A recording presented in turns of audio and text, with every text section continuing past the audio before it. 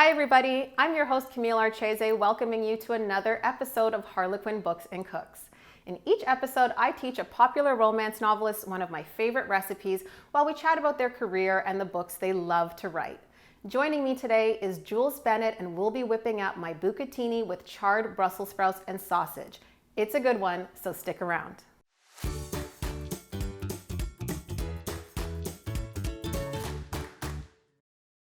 She's been writing nonstop since 2005 and is now a USA Today best-selling author. Her latest title, From Feuding to Falling, will be available in February. Please join me in welcoming to the show Jules Bennett. Hi, Jules. Hi, thanks for having me. Oh, it's so nice to meet you. Thanks for joining me in the kitchen. I knew right away what I wanted to make, and this recipe is sure to be a huge hit in your household and in everyone else's watching too, I promise.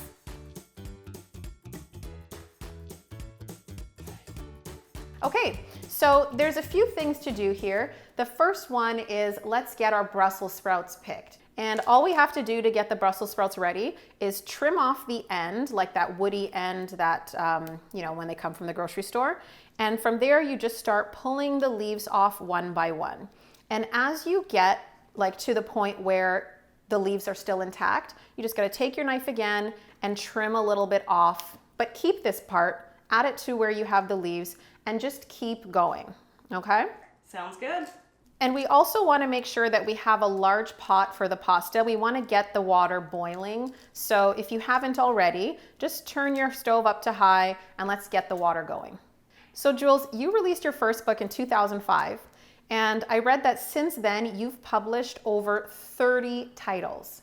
I have. That is absolutely insane. I am so impressed. Thank you. How on earth do you stay motivated to just keep writing like that? I just enjoy the process. I enjoy coming up with new characters, and when I'm writing a book, I will think of something, another scene or another plot, but it doesn't fit that book. So I put it on the back burner for the next book, and it just snowballs and keeps going. And I heard that you get your ideas for your stories from songs and dreams. I do get a lot of my ideas from songs, and usually while I'm working on a book, I will have dreams about different scenes or different conflicts or different plots that I want to throw in. It might just be a couple seconds of something, but I'm pretty lucky that happens. And so whereabouts do you live? I live in southern Ohio, kind of where Kentucky and West Virginia and Ohio all come together. It's a lot of farmland. It's very quiet. It's a very small town. And have you always been like small town girl? I have been, yes. I love going to the city, but I'm a small town girl. Well, I mean, Maisie Yates called you the queen of small town romance, so it seems pretty fitting then. I agree. I love Macy, yes, so that's a great compliment coming from her. And do you usually keep your book titles or your book kind of topics around small town situations, or do you switch it up sometime? No, I do try to keep it small town. Even though I write for Desire, which is more of a billionaire world, I try to keep it self-made billionaires, and I try to keep it small town to just be a little more realistic. Awesome, so readers awesome. can relate. So the recipe technically calls for 2 cloves of garlic, but if you are a garlic loving family, knock yourself out. You can do 3, 4, do your thing. And for those following along at home, there's a link below the video here where you can see all of the ingredients that we need, so you can follow along there as well. So when you're writing though, how do you get yourself in the headspace to write? Like, what is your work situation like? I prefer quiet. I used to be able to write in chaos when my kids were younger, but since they've gotten older and they're teenagers, I really need quiet to write. Yeah. To just kind of get in the scene and get in the headspace of the characters, I have to just silence would be best. I have written in chaos. I just typically have to edit those scenes more. Okay. So my water's almost there. Let's get the frying pan that we need. We want to start getting those Brussels sprouts nice and charred. So this is a step that is going to take a few minutes. We have to do it in batches because we don't want to overcrowd the pan. So get like a large saute pan, something that is about, I'd say 12 to 14 inches wide. We're going to use this for cooking the sausage as well, but let's get that heated on like medium high. We want it quite high because what we're going for here is we're not steaming the Brussels sprout leaves. We want them to get brown in parts. It adds a lot of flavor to the dish. What I do anytime I'm making any type of pasta, the pasta goes in a little bit like last because you want to make sure that it doesn't overcook. The sauce can wait, pasta never waits. Because Okay. once you go past al dente, it's kind of ruins the whole pleasure of it. Okay. All right, Jules, it's Brussels sprouts time. So we want to have our pan heated at about medium high, and then we're going to work in batches because we don't want to steam our Brussels sprouts like I mentioned. We want them to be nice and dry and charred and smoky. Okay. Sounds good. So add a little bit of oil, a little bit of olive oil to the pan. We don't need to measure, we just need some. This is a very forgiving recipe. You don't have to sweat the amounts. Oh, good. And then working one layer at a time, so like one layer in the bottom of your pan, we're gonna drop the Brussels sprouts in, and they might pop a little, it might get a little smoky. Never fear, just let it happen. Okay. You wanna hear that sizzle though once they hit the pan. From all of the authors of Harlequin that I've met, like it just seems to be such a really nice community and everybody seems to be so supportive of each other as authors. It's so awesome to see. It is, and my husband has mentioned that there's this many women and we all get along. You know, it's all very supportive and we cheer for each other when accomplishments happen. So it is a great community to be in. I can totally see that, and online, like on everybody's Instagram, I see each author posting when one of their colleagues, you know, books come out. It's such a wicked thing to see as a woman. Right. Love it. How are you doing with your Brussels sprouts? Are they getting nice and brown? They are getting brown. Okay. So what you want to do when you have them browned, I'd say maybe 50% of the way. Like what I mean is like when each leaf is about 50% of the way browned or has a nice amount, you can stop there, remove those to a platter or a bowl or whatever you're using, and then we'll add more oil and go in with the next batch. Okay, these are perfect. I'm going to turn off the stove for the moment and put these in a bowl. And if you'd like, you can totally just give these a little sprinkling of some sea salt to season them up when you take them out. All right, Jules, let's get our sausage cooking. Okay. So we've got our nice big frying pan ready. It's heated around medium high. We've got a little bit of olive oil in there. And now we want to put our sausages right in the pan. A nice little sizzle. And then use your spoon, your wooden spoon, your spatula, whatever you're working with, to break the meat up into little bits.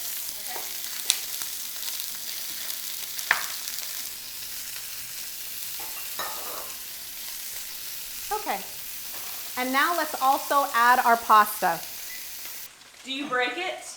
Never. Oh, I love that question. I am a purist when it comes to my long pasta. I never, ever, ever break it. It takes away the fun of the twirl.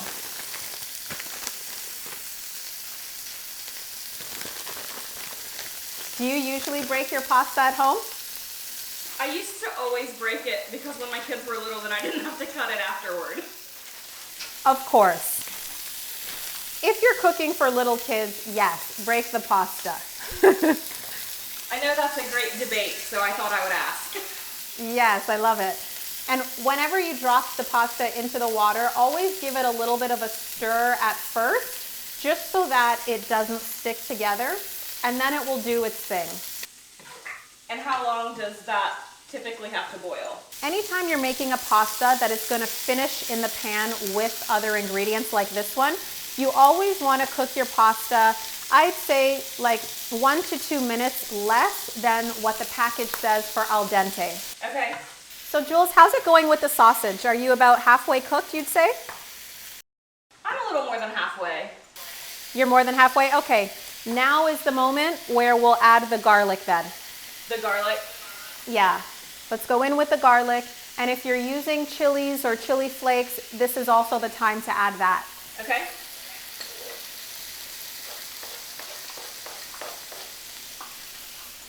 It smells so good with the garlic. I'm gonna also add my chilies now as well.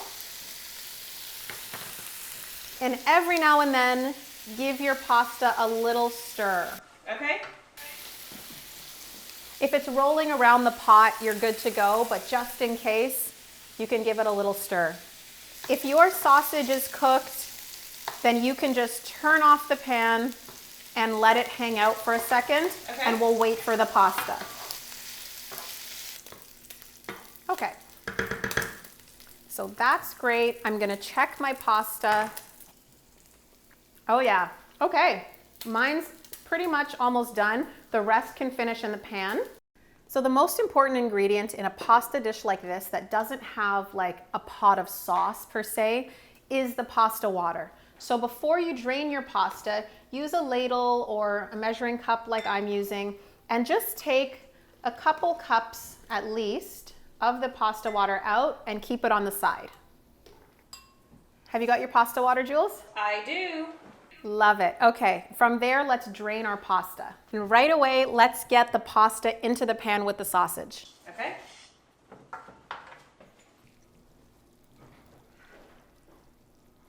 How gorgeous is this with this pop of green against the pasta? And it smells amazing. And let's stir it all together. I like to use tongs to do this. So keep stirring. You want to see a little bit of liquid at the bottom of the pan. So if you don't have enough pasta water, add a little bit more. So Jules, I heard that you also teach online courses for emerging writers, kind of helping them to have like creative thought starters and whatnot. I love that. Why did you decide to do that? I think I decided because where I am from a small town, when I realized that I wanted to write and take it seriously as a career, I really didn't know where to turn. I didn't have a lot of advice, and I didn't know who to ask. So I just feel like social media is such a great outlet to help other people, and so they don't feel so lost, because at first it can be very overwhelming and confusing, but it's really not. When you just need to find the right advice and just someone to help you along the way, because I actually finally found a few people who helped me, and guess I'm giving back. And who are some of your favorite romance authors that you're reading right now? Oh, right now I do love Macy Yates. I love Jessica Lemon and Lori Foster. I love Kalia Cross. I love Cindy Gerard and Roxanne St. Clair. I have so many that when people ask me, I get so nervous because I don't want to leave anybody out. I have something in common with you. I actually totally fangirl over like other chefs, and I get a little flustered when I meet them. Yes. And I heard you're the same with your fellow romance authors. Even though you know them, you still fangirl. It's true. Before I was published, I went to Nora Roberts' bookstore and fangirled like a complete fool and declared right then that I was going to sign in her store one day. And I think it was about 14 years later, but I signed in her store. I mean, it doesn't get better than that. To go back to our bucatini, I just want you to check and make sure you've got a little bit of sauciness happening on the bottom. Just like a little layer, nothing too crazy. There is a little. You're good? Yes. Okay, perfect. Let's slide your pan off the burner now because we're done. Okay. We want to add the cheese. But the cheese you always want to add when it's off heat because you don't want it to scorch or anything in the pan. And how much cheese are we using? I mean, the recipe said a cup, but I'm not going to judge. Just do your thing. Don't be shy. The cheese is basically going to melt with the pasta water and make a nice little, I call it like a sexy jacket on the pasta. It just kind of enrobes it. Okay. And if you'd like, because I'm going to add a little splash of olive oil because we got to gild the lily a little bit more. Listen, when we're in Italy, you know, everybody's finishing everything with olive oil. So let's just put our heads in that space Sounds good to me. and do like the Italians do. Exactly. Oh yeah. Now, I think this dish would fit very nicely in that scene in your book from feuding to falling. Yes, it would. I think we could totally put this in front of a nice family. Yes, they had a big Italian meal. Yes. It's one of my favorite things to do is really not to serve food plated in individual little portions. I like a big pile in the center of the table and everybody serving each other, serving Right. themselves. I find that so inviting. I do too. I agree. Yeah, I like it. I like things undone. Oh my gosh, that's perfect. Wow, I love it. Thank you. Shall we taste? Just make sure that your first bite has a little bit of everything. You want to have some Brussels sprouts, some sausage, of course, some pasta. Make it a good one. Okay. All right.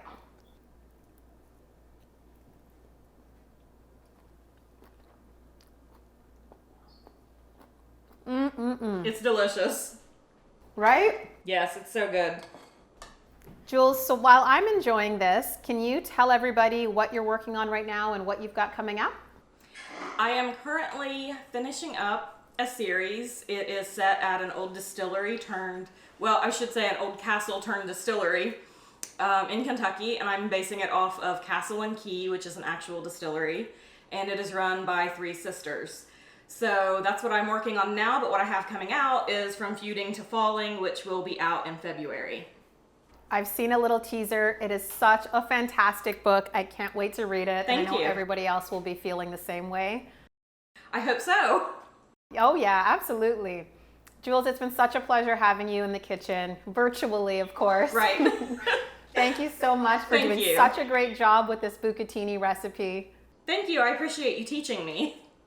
Oh my gosh, I hope you got a few little tips and tricks I definitely out of did. my how-tos. Amazing. Well, thank you again for joining me, and it's been my pleasure. Thank you. I'd like to thank our guest, Jules Bennett, who made an awesome version of my bucatini. Her latest book, From Feuding to Falling, will be available everywhere in February. For this bucatini with charred Brussels sprouts and sausage recipe, hit the link below and like, share, and subscribe. And when you make it, make sure you post a photo on Instagram, tag me at Cami Cooks because I love to see it. Thanks so much for watching. We'll see you next time.